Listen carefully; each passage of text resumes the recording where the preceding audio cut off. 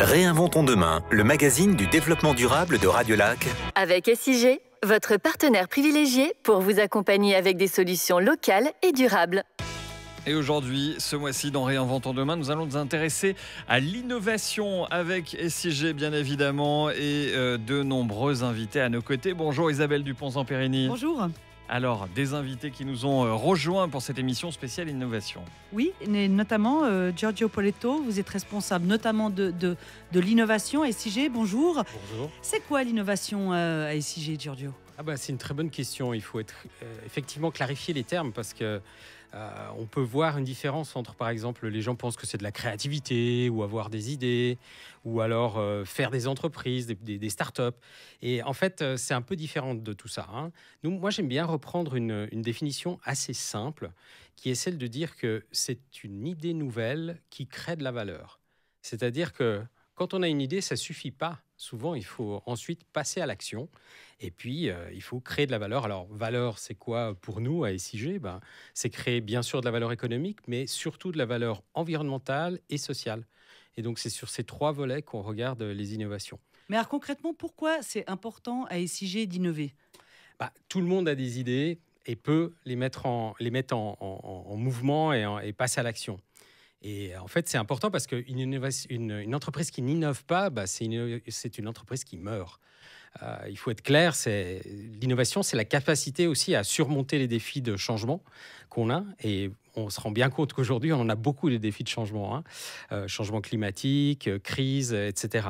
Donc, je pense que SIG a toujours été innovante. Il y a toujours eu des idées qui se sont mises en œuvre. On pense au projet thermique avec Génilac, on pense au Bustosa, on pense à Équilibre, nouvelle façon de travailler.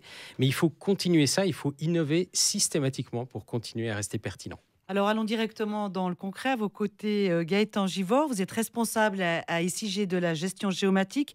Alors, avant de parler de votre innovation, vous pouvez nous expliquer en quelques mots qu'est-ce que c'est la géomatique ? Oui, tout à fait. La géomatique, alors ça provient de la contraction entre la géographie et l'informatique. Aujourd'hui, on parle de science de la géoinformation, c'est-à-dire la science qui porte sur l'acquisition, l'analyse et la représentation de toutes les données géographiques spatiales. Et peut-être plus précisément, chez SIG, on a une équipe de 30 géomaticiens qui parcourent le canton pour relever en fouille ouverte toutes les pièces enfouies dans le sous-sol, c'est-à-dire les relever en X, Y, Z, et puis renseigner attributairement toutes les informations autour des pièces pour maintenir notre cadastre à jour. Alors justement, vous l'avez dit, vous déplacez beaucoup les géomaticiens et vous avez innové avec un vélo cargo pour effectuer vos trajets professionnels, c'est ça ? Oui, tout à fait. On se déplace beaucoup, on a environ 6000 interventions annuelles. Le canton est quadrillé et découpé en 3 secteurs et une de mes équipes qui travaille essentiellement sur le centre-ville avait besoin d'une part de gagner du temps dans ses déplacements et d'autre part... C'est difficile de se déplacer à Genève, surtout au centre-ville, c'est ça ? Oui, puis il y a des heures aussi plus problématiques que d'autres. Donc gagner du temps dans les déplacements et aussi diminuer l'empreinte carbone. Donc c'est pour ça, et en tout cas c'est dans ce contexte qu'est née l'idée de vélo cargo. Avec donc des économies évidemment d'énergie, une empreinte carbone abaissée. Un vélo cargo qui a dû être, on l'imagine, adapté pour coller parfaitement à vos besoins. Oui, vous parliez d'économie d'énergie. Le vélo est en circulation depuis avril 2022. On a effectué un peu plus de 1000 km, entre 300 et 400 interventions à peu près. Ça représente 92% de diminution sur notre empreinte carbone par rapport à des interventions qu'on aurait pu réaliser avec un véhicule traditionnel, une voiture. C'est énorme. Ouais. Enfin, c'est très positif. Et effectivement, le vélo est arrivé à nu chez SIG. On a fait tous les aménagements grâce à l'unité de transport qui a un réel savoir-faire et puis une plus-value dans les aménagements sur mesure, qui est vraiment une unité qui nous a fourni un service de qualité et puis qui est reconnue d'ailleurs par tous les acteurs du canton sur les véhicules d'intervention. Voilà, ces vélos cargo qui sont peut-être l'avenir finalement des déplacements. Qui sait, en tous les cas, dans une ville comme Genève, on peut imaginer le côté très pratique pour se déplacer. On va quitter la Terre pour prendre un peu de hauteur. On va s'intéresser à d'autres appareils dans la deuxième partie de Réinventons demain avec SIG. On va parler de drones détecteurs de méthane. Là aussi, il s'agit d'innovation. Ce sera dans quelques minutes sur Radio Lac. Réinventons demain sur Radio Lac avec SIG. Et c'est donc l'innovation qui est au programme de cette émission sur Radio Lac jusqu'à 15h. On s'intéresse donc à toutes ces choses innovantes. On va parler de drones à présent en Réinventons demain. C'est avec SIG et des invités évidemment à nos côtés. Isabelle Dupont-Zamperini. Oui, Giorgio Poletto, vous êtes notamment responsable de l'innovation à SIG. Est-ce que l'innovation pour une entreprise comme SIG, c'est un moteur? Ça fait avancer, c'est nécessaire, c'est vital? Absolument, absolument. Et plus encore que l'innovation, je dirais, c'est cet esprit des innovatrices et des innovateurs qui sont très importants. On relie fortement l'innovation aussi à l'aspect humain. C'est-à-dire que, assembler, comme on l'a vu, quelque chose techniquement, c'est pas suffisant. Il faut qu'il y ait quand même une équipe derrière. Il faut qu'il y ait une appropriation sociale. On l'a vu avec l'exemple du vélo cargo. Il faut vraiment que les équipes puissent l'utiliser. Et comme d'habitude, pour qu'on puisse diffuser sa valeur, il faut que les gens puissent s'en approprier. Et puis, c'est le cas de l'assemblage aussi avec d'autres choses. On peut voir ça peut-être avec les drones dont on va parler. Oui, justement, on a vu le vélo cargo pour les géomaticiens. Julien André, vous êtes responsable du développement et de la maîtrise d'ouvrage pour le gaz à SIG. Et vous avez innové. Vous avez inventé quoi? On a inventé un drone détecteur de méthane. Donc, tout simplement un drone que vous voyez dans le commerce, version professionnelle, on va dire, sur lequel on a adapté un capteur du marché. Donc, on a réuni deux choses séparées qui n'avaient rien d'innovant pour en faire un prototype d'un drone qu'on ne trouvait pas sur le marché. Donc, l'objectif était de rassembler et de répondre à un autre besoin avec des pièces déjà disponibles. Alors, le drone, ok, moi je vois ce que c'est, mais ce détecteur, c'est quoi? C'est un truc qui permet de trouver les odeurs de gaz, c'est ça? Alors, c'est pas tout à fait ça. Non. Alors, sur les technologies actuelles, oui, on a un espèce de... Ce qu'on utilise tous les jours aujourd'hui, c'est un renifleur. Donc, ça va aspirer l'air et puis détecter le méthane qu'il y a dans l'air. Okay. Tandis que là, on est sur une autre technologie parce qu'on va essayer de mesurer à 15, 20, 30 mètres de distance la fuite. Donc là, on est plus sur une technologie laser. Donc, c'est un laser qui va traverser un nuage de gaz et en fonction du signal qu'on a en retour, il pouvoir interpréter la mesure et dire il y a telle quantité de méthane qu'il a traversé durant son chemin. Voilà. Et puis pourquoi vous avez inventé ce drone détecteur de méthane? C'était une nécessité? Alors je dirais le drone est pour répondre à une problématique qu'on a aujourd'hui, c'est-à-dire que dans certains cas, on ne peut pas accéder avec nos moyens usuels, donc c'est-à-dire à pied ou en voiture. Il reste des zones comme les sites industriels ou les zones à travers les champs, parce que passer en voiture à travers le champ pose quelques soucis aux agriculteurs. Donc en effet, là, c'était vraiment de se dire... On a une solution non invasive qui permet de contrôler à distance, mais tout de même proche de nos conduites de gaz ou de nos installations gaz. Donc voilà, l'objectif vraiment, c'est soit des zones étendues pour cartographier une zone et avoir une vue plus précise, ou vraiment des zones inaccessibles. Donc je parlais des champs, mais ça peut être également sous les ponts ou d'autres zones de ce style-là. Puis vous l'utilisez déjà quotidiennement, ce drone détecteur de métal, ou pour l'instant c'est un prototype? Alors pour l'instant, on a fait un prototype pendant 2 jours à la steppe d'Aïr. Donc l'objectif était de parcourir un des sites industriels de SIG sur lequel on sait qu'on a des émissions de méthane du fait des opérations normales. Donc ça nous permet de valider le concept et le système. Et puis la suite, c'est de se dire ce drone, il pourrait être utile aussi à d'autres activités de SIG avec un autre capteur, du coup, pas forcément méthane. Et puis voilà, la suite, c'est vraiment de venir avec cette idée au sein de SIG et puis de récolter les besoins pour ensuite développer un nouveau métier, je dirais, de nouvelles compétences au sein de l'entreprise. Giorgio Poletto, on pourrait imaginer ce genre de processus de drone détecteur dans d'autres domaines que le méthane, ça serait quoi par exemple? Oui, c'est ça qui est formidable, je trouve, avec beaucoup des innovations qu'on voit à l'interne de SIG, c'est leur portabilité. Et en fait, ici, ça pourrait être l'utilisation d'un drone pour aller repérer des réparations qu'il y a à faire en hauteur, qui sont effectivement des choses dangereuses, suivre des lignes à haute tension ou qui sont volantes à l'extérieur. Donc, ça permet d'avoir beaucoup d'utilisation. Et puis, ce que disait Julien tout à l'heure, c'est vraiment aussi intéressant parce que finalement, c'est un nouveau métier qui apparaît. Conducteur de drone, c'est pas quelque chose qu'on avait forcément dans nos compétences au départ. Et pourtant, là, tout à coup, avec les usages, on se rend compte que voilà, les métiers changent et évoluent. Et ça aussi, c'est de l'innovation, puisqu'il faut rester pertinent dans son marché.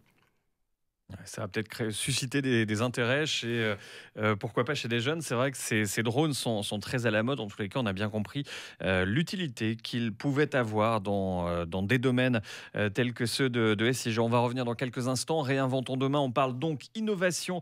Aujourd'hui, on va s'intéresser notamment à l'innovation en matière d'énergie, d'économie d'énergie. On entendra d'ailleurs les Genevois nous dire dans quel domaine ils aimeraient que l'innovation soit la plus importante. Ce sera dans quelques minutes sur Radio Lac.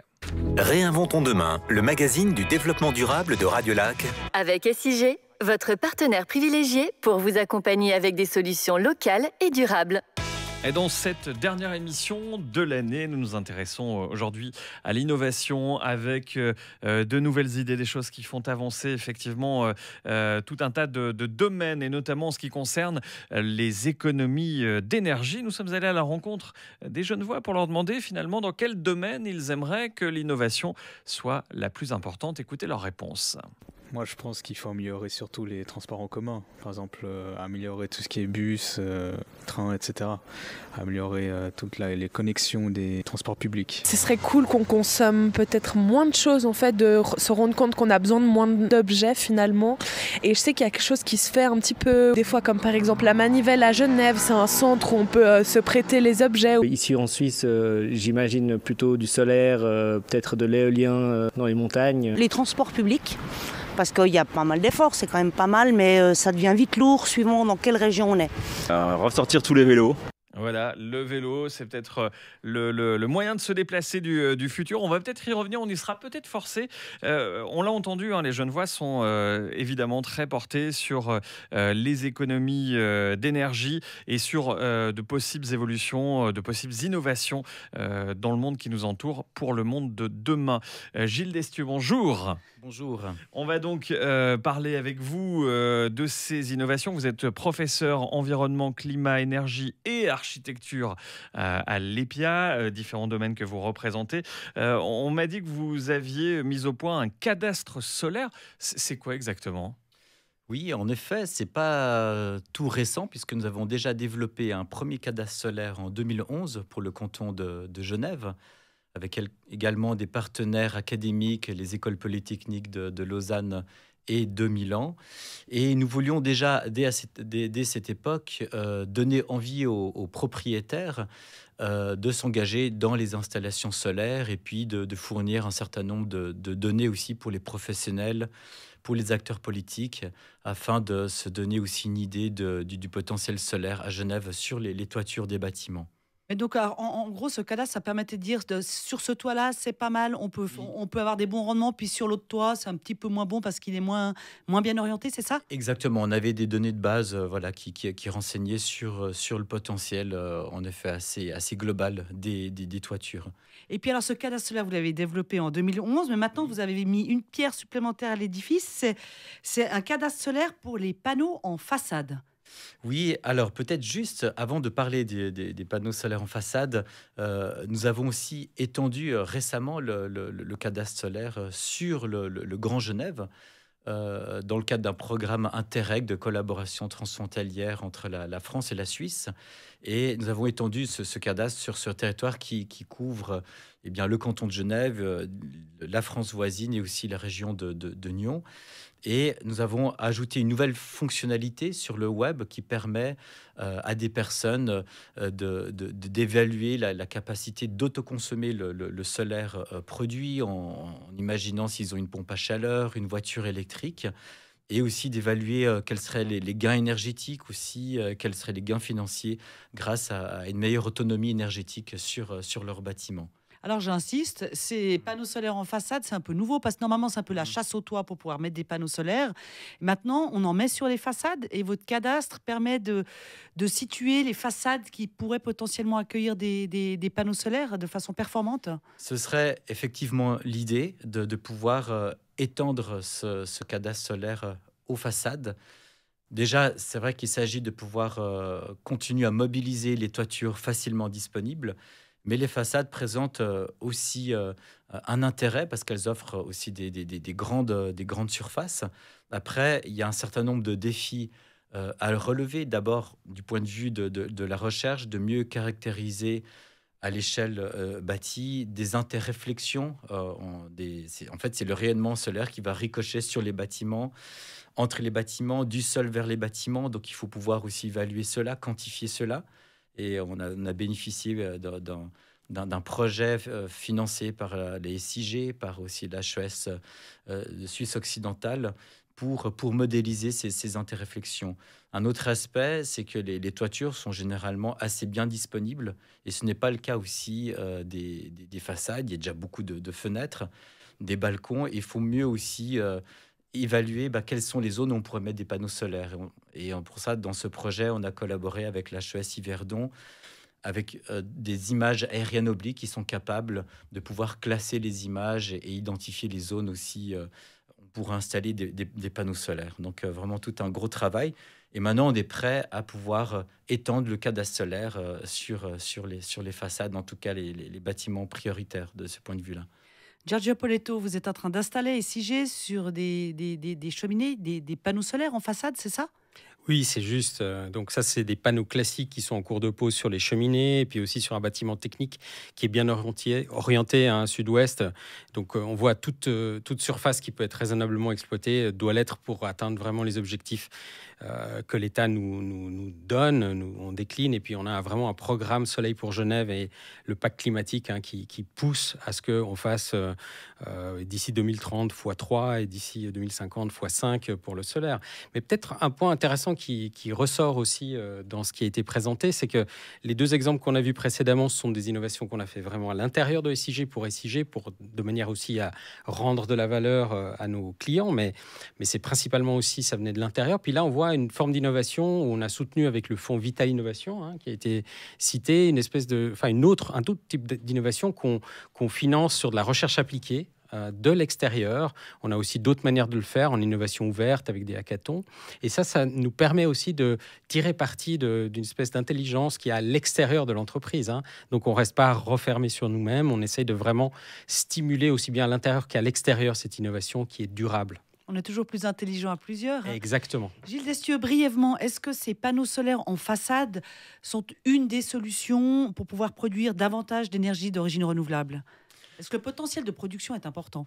Oui, c'est alors déjà en hiver, parce qu'on a pu évaluer que sur des façades sud bien orientées en hiver, vu que le soleil est bas, eh bien on produit plus d'électricité en hiver sur des façades sud bien orientées que sur la toiture. Donc, comme on sait que le gros problème de l'approvisionnement en énergie, c'est en hiver, donc c'est déjà aussi un élément très important.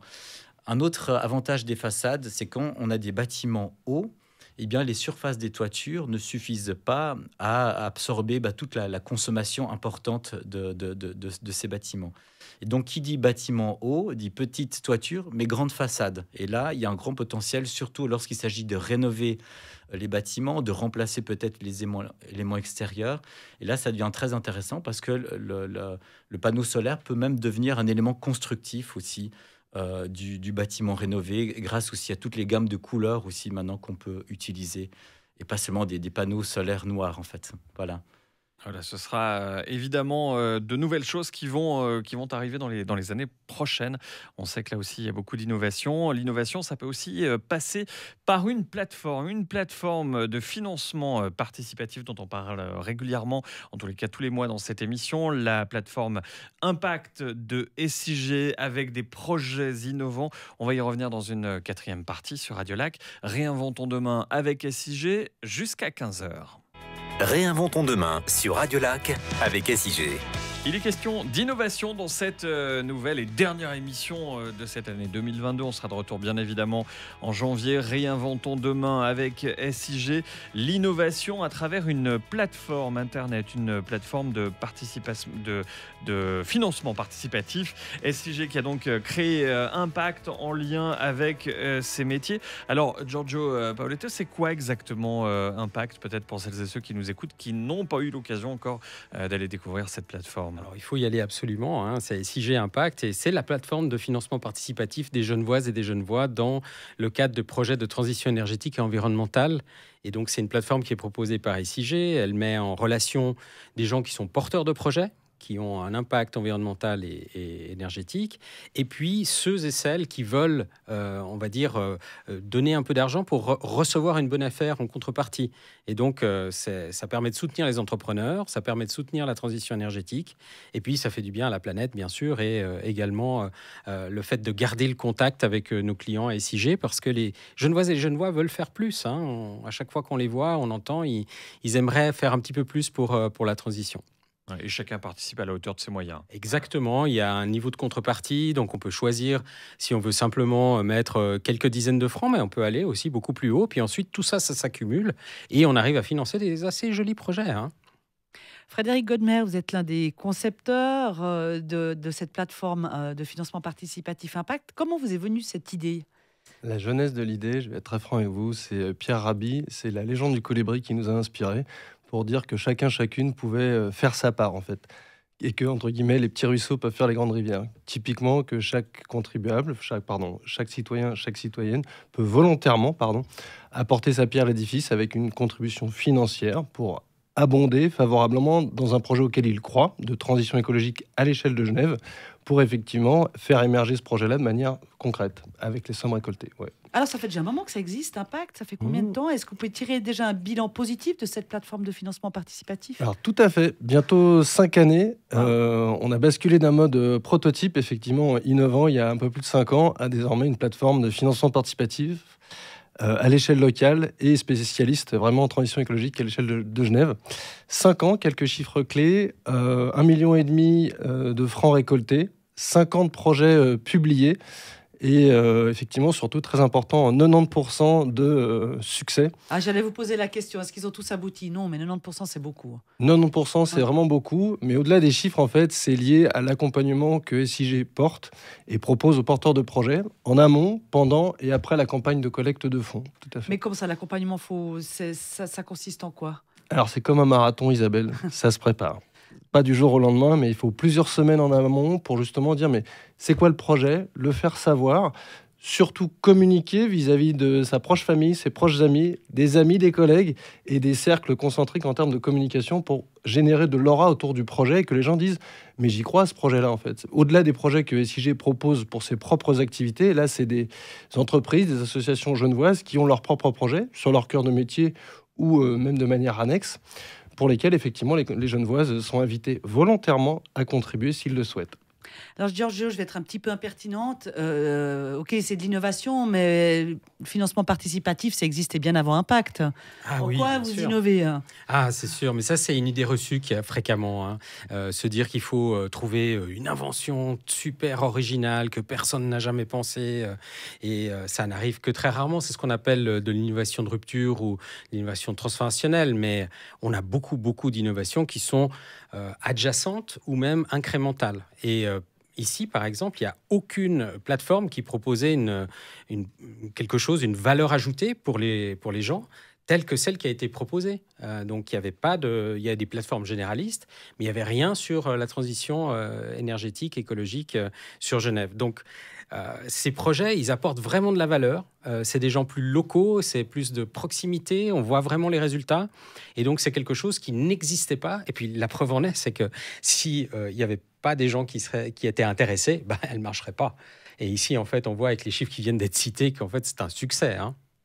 90% de succès, en tous les cas, pour les quelques 50 projets qui ont été portés depuis la création de cette plateforme Impact SIG. Frédéric Godmer, moi, ça me donne des idées, ça me donne envie de contribuer. Si j'ai envie de me lancer dans un projet, de peut-être le faire financer via Impact SIG, comment ça se passe?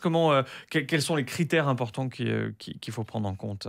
Alors, effectivement, vu que la plateforme, c'est une plateforme spécialiste à Genève, il y a quelques critères qui rentrent en ligne de compte, compte tenu que tous les projets qui sont publiés sont sujets à validation en amont, avant publication, au bénéfice des Genevoises et des Genevois. Quelques critères simples, il faut être une entité personne morale. Ça veut dire quoi? Entreprise ou association, pour porter un projet sur la plateforme. Et que ce projet, effectivement, ait un impact positif, favorable donc, sur le périmètre du canton de Genève. Favorable, ça veut dire quoi? À l'attention de la transition écologique à Genève. Ça peut être les nouvelles énergies renouvelables, ça peut être l'efficience énergétique, les circuits courts, la mobilité douce et durable, on en parlait tout à l'heure, et voire même effectivement un impact favorable sur la minoration des déchets.